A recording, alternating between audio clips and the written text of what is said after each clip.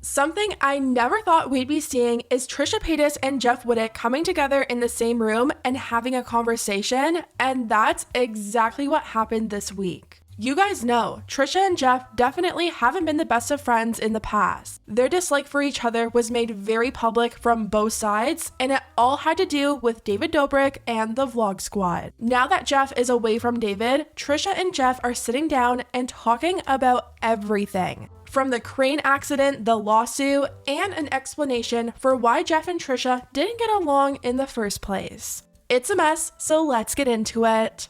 If you've been following Trisha Paytas for a few years now, you'll know that her and Jeff haven't had the best history with each other. When her breakup with Jason happened, David Dobrik had Jeff convinced that Trisha was absolutely crazy, and being the loyal friend that Jeff wanted to be, he decided to steer clear of her. I'm sure we all remember that Starbucks story that Trisha told where Jeff was waiting for his order and literally bolted out the door when Trisha walked in. We went from that to Jeff actually sitting down with Trisha and Tana to finally talk things out all these years later.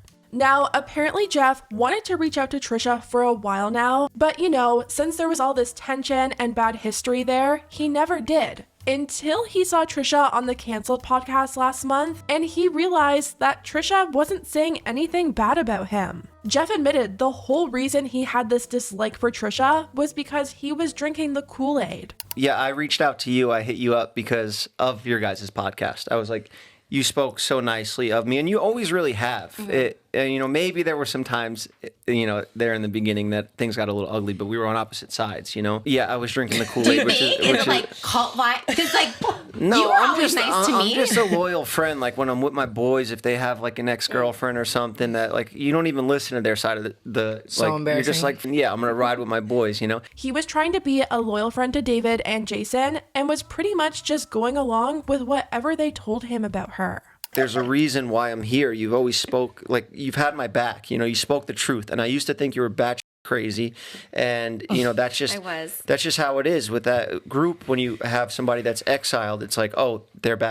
That's why they... Here's the thing. Love or hate Trisha, a lot of the stuff that she has said or brought to light about certain influencers or groups in the influencer space has usually ended up being very, very true. But sometimes she probably didn't have the best delivery. David and Jason were loved back then, so a lot of people took what they said as fact. There was those clips going around from when Trisha was joking that she would end up exposing them if her and Jason ever broke up, and a lot of people thought Trisha was just being petty by the things that she said online about them. Meanwhile, she just saw a behind-the-scenes look into David's vlogs, and she knew something was not right. She knew the stunts they were pulling were gonna end up getting one of them seriously injured, and she wasn't afraid to say it. Jeff realizes this now, and he's thanking Trisha for being brave enough to speak out, and said her speaking out actually helped him more than she'll ever know. You just spoke the truth. You had something that you knew that was a big secret that I was keeping from everybody. And not like I was paid off to keep it a secret. I just wanted to keep it a secret because I was embarrassed. But that story needed to come out. And if not, I'd be in such a worse spot now. Like even, this guy made his episode where he blamed me and I saw his true colors, and that happened like right at the end of the statute of limitations to even do anything, to take action and to get like rightfully, we're fighting it out in court right now, but to get that, like I needed that, and that was because of you. You opened my eyes, you opened my eye.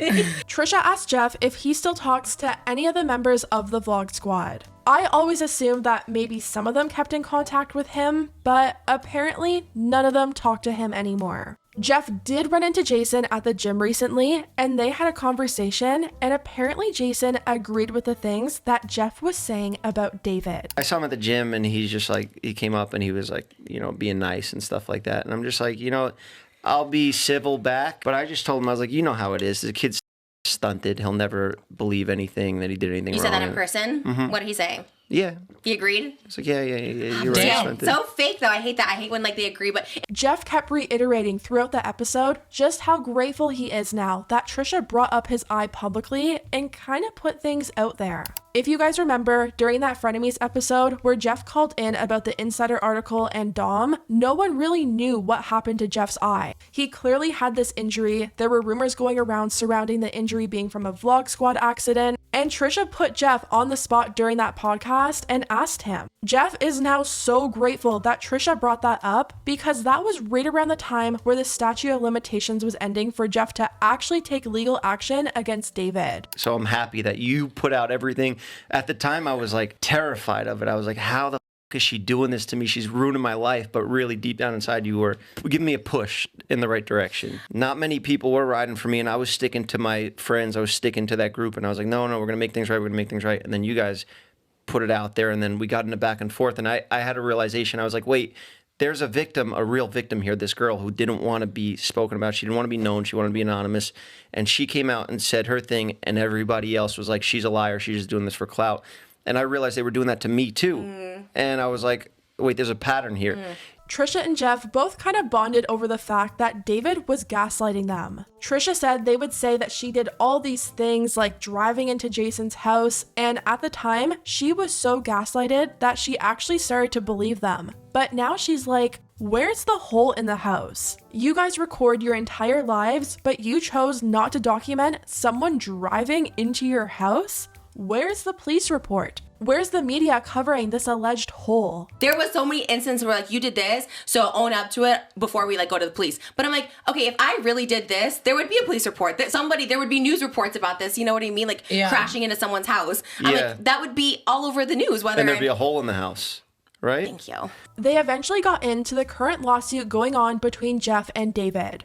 We haven't really heard many updates about the lawsuit because you kind of have to keep these things quiet while they work out in court. But David's lawyer has been very busy trying to repeatedly get this case dismissed. David tried to claim that since Jeff was an employee, he can't sue him, but Jeff is like, well, if I was an employee, then where is my money? It's pretty common knowledge that David was not paying any of his friends to be in his vlogs. They pretty much got paid in clout from the audience that they would gain from being featured, but they weren't paid like normal employees would be. Jeff also brought up his experience with Natalie. He said that Natalie would call him when he was distancing himself from David, and whenever he would say anything publicly, Natalie would call him and be like, David's not going to like that. And then Natalie called me the next day. She's like, David saw your video. He's not going to like that. You delusional. God, you are what? insane. You know, Jelaine? Yes. You know? No, that's a whole other thing. My issue with Natalie, people are like, why do you hate her so much? And I'm like, oh, she's like rotten. Yeah, I didn't talk to any of them. When the documentary came up, I would get a call